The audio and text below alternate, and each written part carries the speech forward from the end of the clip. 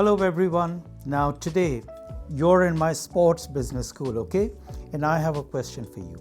How much money do you think Cricket Australia lost when the Perth Ashes test, which was scheduled for 5 days, ended up finishing in 2 days? So today we are discussing the business story, the numbers game behind the Perth test. The opening Ashes test that wrapped up inside just 2 days. Incredible. Now, most of us see an early finish, and for us, it's just another quick result on the field.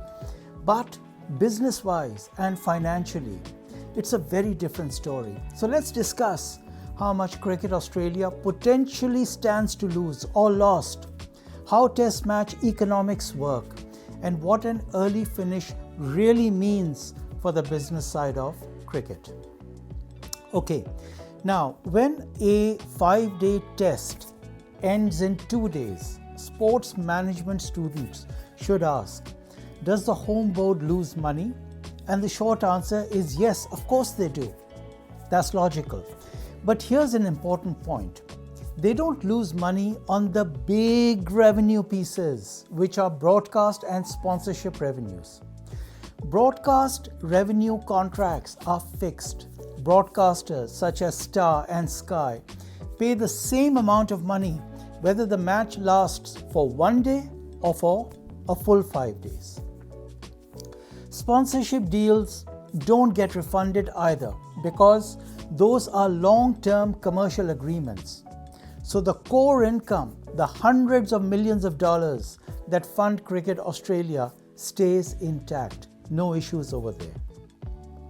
Now, where Cricket Australia actually loses money is match day revenues, the revenues on the day. So what are these? These are everything that happens inside the stadium on that day. And these are, for example, ticket sales, obviously, food and beverage, merchandise sales, premium hospitality packages, corporate boxes, and other in-stadium sponsor-related activities. Now, all of that disappears when the match ends early. Days 3, 4, and 5 essentially get wiped out. Australian stadiums on an Ashes test day bring in huge crowds, and for this match the attendance was 50,000 per day. This brings in a lot of money, and when 3 days just disappear, that's not a small loss, it's millions of dollars gone as well. Now let's talk numbers. According to estimates, Cricket Australia can lose around $3 million for every day that the match is not played in an Ashes test, which is a premium high-value game. The estimate includes gate revenue, hospitality, and all match day commercial opportunities as well. Now this $3 million, Aussie dollars by the way, is not an official number, but it's consistent with the known economics of major test venues and public spending habits. Now, just think about the ticket revenue alone. For the test in Perth, the general public ticket prices range from $30 to $100, depending on obviously which seat category it is.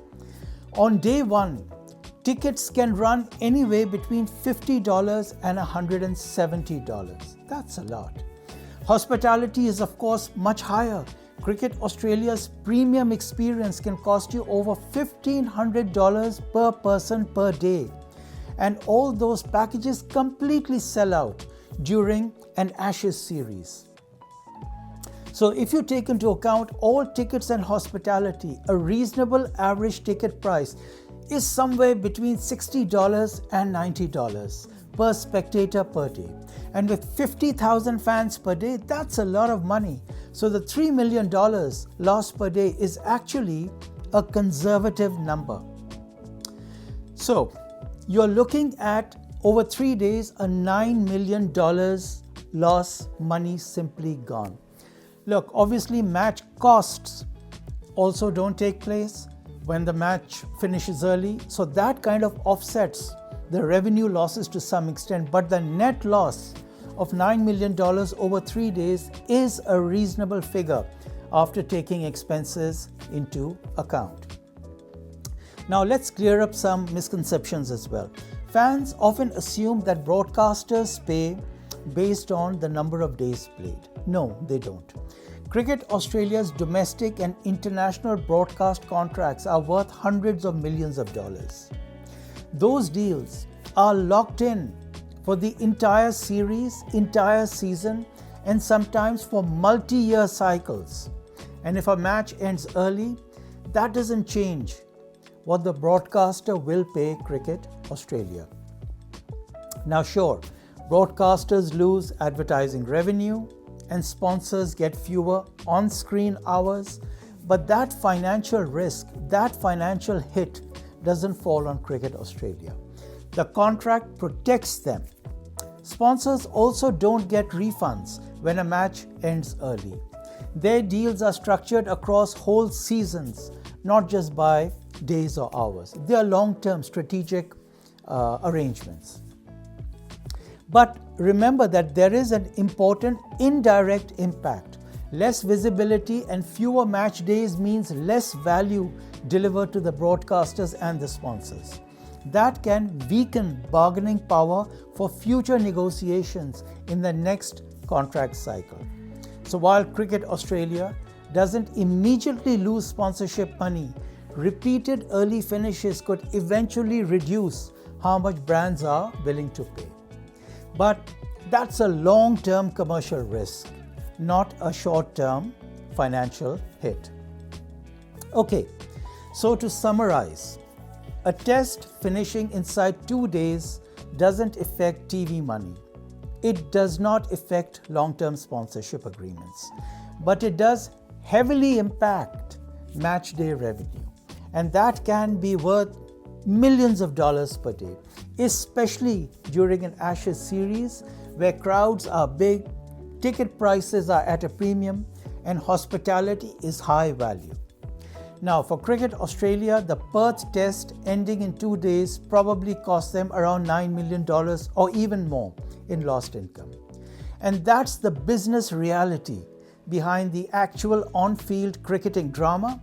So as a host country, when you finish a match in 2 days, you're doing, well, wonderfully well on the cricket field, but probably not as well on the financial field.